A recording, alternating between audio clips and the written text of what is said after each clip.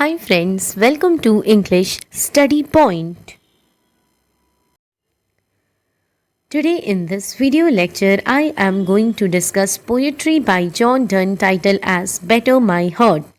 So Better My Heart, Three-Person God is a holy sonnet by John Donne, who was a prominent metafictionist and leading figure of the English Renaissance.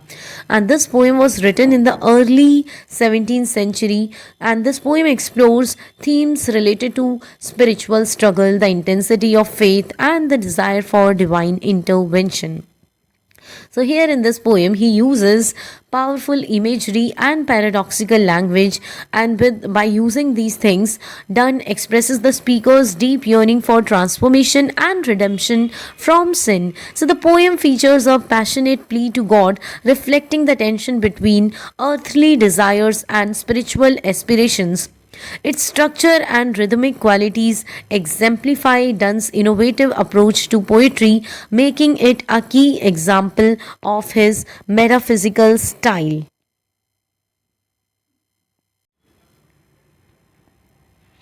Better my heart, three-person God for you.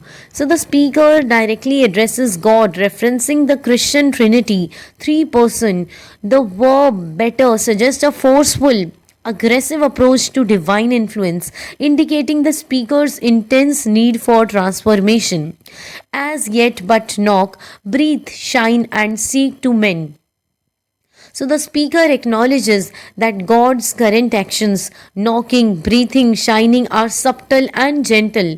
The longing for God to be more forceful implies a deep desire for spiritual renewal and healing, that I may rise and stand, overthrow me and bend. So the speaker wishes to rise spiritually but acknowledges the necessity of being overthrown physically or emotionally.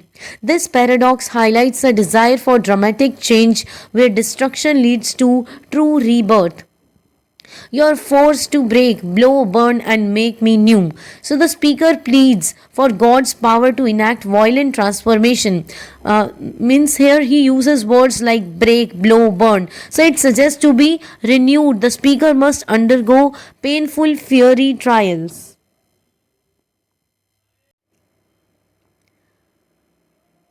Now here I liken a served town to another due. So the speaker compares himself to a town taken over by an enemy. So enemy means he finds himself that he committed some kind of sin. So this image suggests feelings of displacement and the struggle between divine ownership versus sinful possession. Labor to admit you, but oh, to no end. Here the speaker expresses effort in trying to invite God into his life, but feels it is futile. The word labor evokes a sense of struggle and exhaustion. Reason, your viceroy in me should defend. So the speaker acknowledges that reason, which should be God's representative, means viceroy is unable to uphold his spiritual integrity.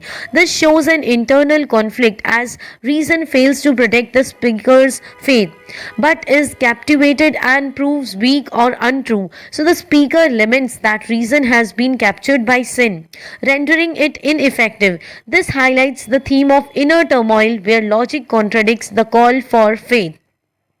Yet, dearly, I love you and would be loved fain. So, despite the struggles, the speaker admits a deep love for God and a yearning to be loved in return. So, this longing adds emotional depth to the overall plea.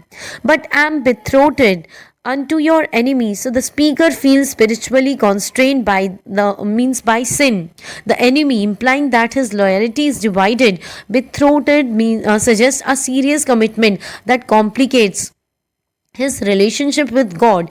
Divorce me, untie or break that knot again. So the speaker appeals for liberation from the spiritual bondage. The imagery of divorce suggests a painful yet necessary separation from sin to restore divine connection.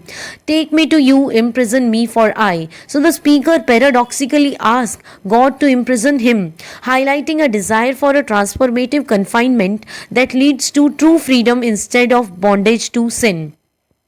Except you enthrall me, never shall be free. So the speaker indicates that only through complete submission to God can he find true liberation. This theme of paradoxical bondage and freedom is central in the poem. Nor ever chase except you ravish me. So the poem concludes with a powerful and shocking image where the speaker refers to chastity and longing for divine love in terms of passion and surrender. Ravish suggests a violent taking that leads to purity, further emphasizing the complexity of love and divine desire. So, Donne's poem masterfully captures the internal struggle between sin and the longing for divine redemption. It employs rich metaphors and paradoxes to express the tension between desire, reason, and spiritual transformation.